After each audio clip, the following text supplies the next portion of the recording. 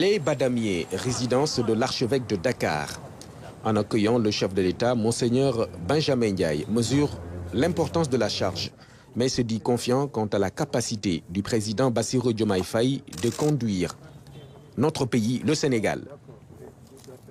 Un pays attachant, un peu turbulent, vous le savez mieux que moi-même, mais qui sait reconnaître aussi en ses dirigeants ceux que Dieu a choisis pour le mener plus loin. Vous avez donc une mission au service de ce peuple, et en tout cas à la place qui est la nôtre, nous voulons vous assurer de notre prière pour que le Seigneur vous donne les grâces dont vous avez besoin. Intelligence, sagesse, connaissance, persévérance. Votre parcours va montrer votre capacité d'endurance, alors que cette endurance, cette capacité à patienter, puisse aussi être pour vous comme un legs qui vous aide dans votre mission d'aujourd'hui. L'Église est là, dans sa mission particulière. C'est des chrétiens sénégalais ou des chrétiens vivant au Sénégal, mais qui se sentent entièrement patriotes et citoyens, et qui entendent aussi amener leur contribution à la vie de notre nation, dans le respect de la pluralité des croyances. Alors vraiment, soyez le bienvenu ici et que Dieu vous bénisse. Le chef de l'État a remercié l'archevêque de Dakar pour la qualité de l'accueil. En s'appuyant sur le vivre ensemble sénégalais, le président Bassirou Diomaye Faye dit son plaisir de retrouver le chef de l'Église en tant que membre de la famille.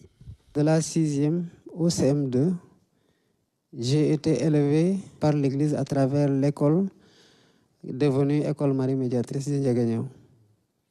Et cela rend compte de ce formidable peuple que nous avons, qui sait effectivement reconnaître les dirigeants qui peuvent l'amener loin, mais qui sait aussi préserver les valeurs fondamentales qui sont le socle de notre vivre ensemble. Voilà pourquoi, dès mon arrivée, dans la structuration ou la restructuration de l'organisation de la présidence de la République, j'ai érigé une direction des affaires religieuses pour séparer l'assistance aux diplômés de l'enseignement arabe qui correspond plus à de l'insertion, et c'est pour ça que j'ai enlevé assistance, j'ai mis insertion, et que j'ai mis en bureau, donc bureau pour l'insertion des diplômés de l'enseignement arabe, parce que c'est une problématique à laquelle aussi nous devons nous attaquer, pour ne pas dire que nous devons prendre en charge. J'ai laissé ça comme tel. J'ai créé un bureau des affaires religieuses qui dépasse donc le cadre des Dara pour embrasser toutes les religions.